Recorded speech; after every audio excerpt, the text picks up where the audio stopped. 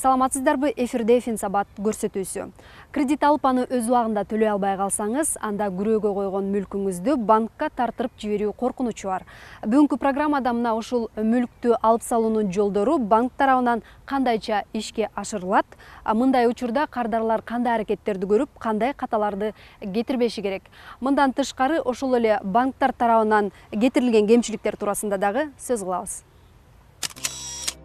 Күрөөнү жүйөгө айлантып алып салуу кредиттик же болбосо күрөө келишиминдеги шарттар бузулган учурда колдонулат. Эгерде насый алган тарап кредиттик келишимди бузса, күрөө ээси күрөө келишимин бузса, анда банк күрөөнү алууга укуктуу болуп калат. Ошол эле учурда күрөөнү алуу кайсыл учурда мүмкүн экендиги тууралуу сөзсүз түрдө келишимде көрсөтүлүшү керек. Мындай келишимдер ар бир учурда шартка жараша түзүлөт. Эгерде кредит алган адам убагында карызын төлөй албай калса, же болбосо белгилүү бир себептер менен келишимде көрсөтүлгөн талаптарды убагында аткара албай калса, карыз алган адам кыйынчылыктын себептери боюнча сөзсүз түрдө финансылык мекемеге кандайдыр бир тастыктоочу документтерди көргөзүшү керек. Анткени кредит алып жаткан адам учурунда карызын төлөй алабы же жокпу аныкташ үчүн анын каржылык абалы тууралуу маалыматтар банктарда болуусу зарыл. Анткени юридикалык же жеке тараптар өздөрүнүн финансылык абалы тууралуу отчет берип турса, эки жакка тең кредиттик келишимди аткарууда жеңилдиктер болот дешет адистер.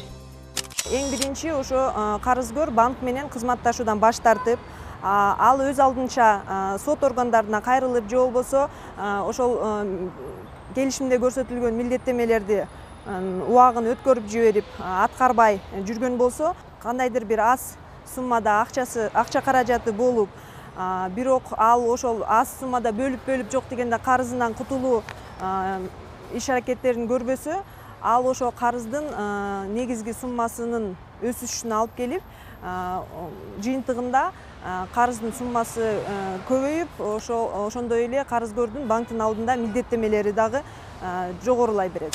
Ишкерлик менен алектенгендер үчүн күрөө коюп кредит алуу өтө деле опурталдуу эмес дейт Улан. Ал өзү жеке ишкер. Ошол себептен жаңы үй алуу үчүн кредит алып, ошол жаңы үйдүн өзүн күрөөгө койгон.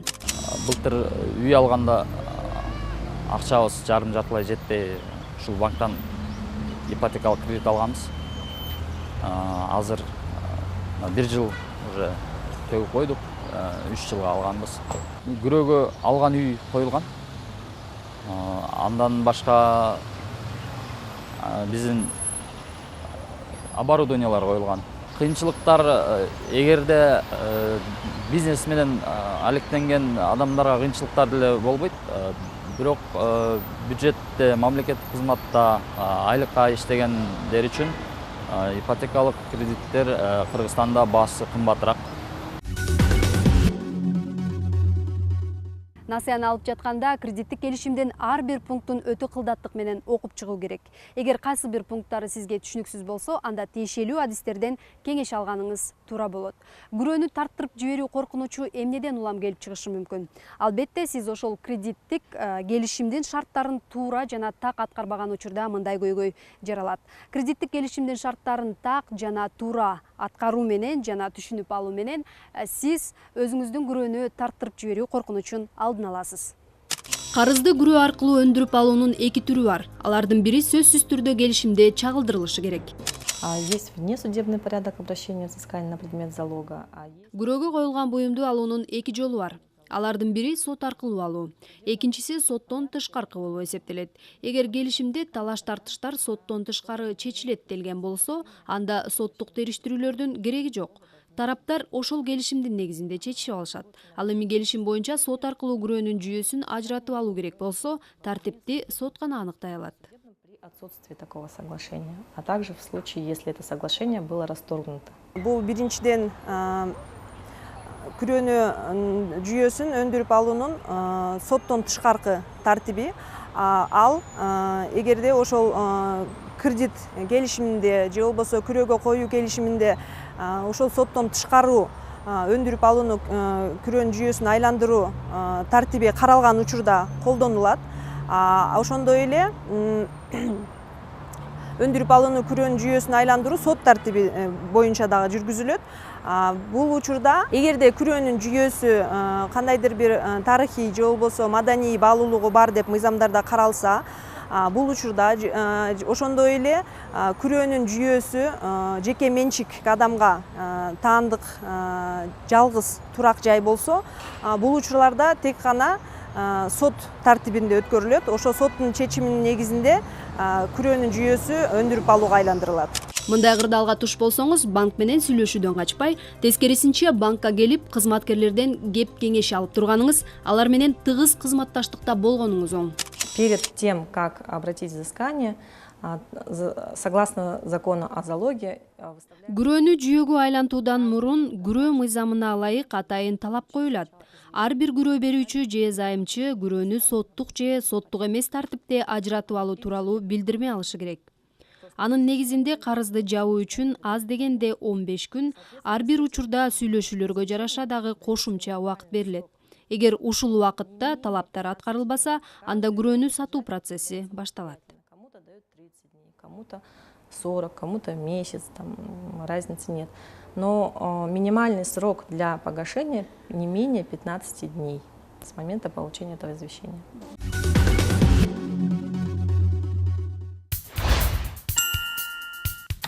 Күрөө жүйөсүн сатуу жолдору.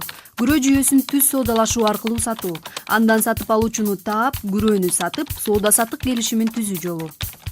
Күрөө жүйөсүн атайын уюштурулган ачык торуктарда сатуу. Ачык торуктар ачык аукцион же конкурс түрүндө өткөрүлөт. Күрөөнүн жүйөсүн күрөө кармоочу тарабынан өз менчигине түздөн түз алуу. Мыйзамга каршы келбеген башка ыкмалар менен сатуу. Коюлган күрөө кыймылсыз мүлк катарына кирсе, анда сөзсүз түрдө ачык торуктар уюштурулушу керек.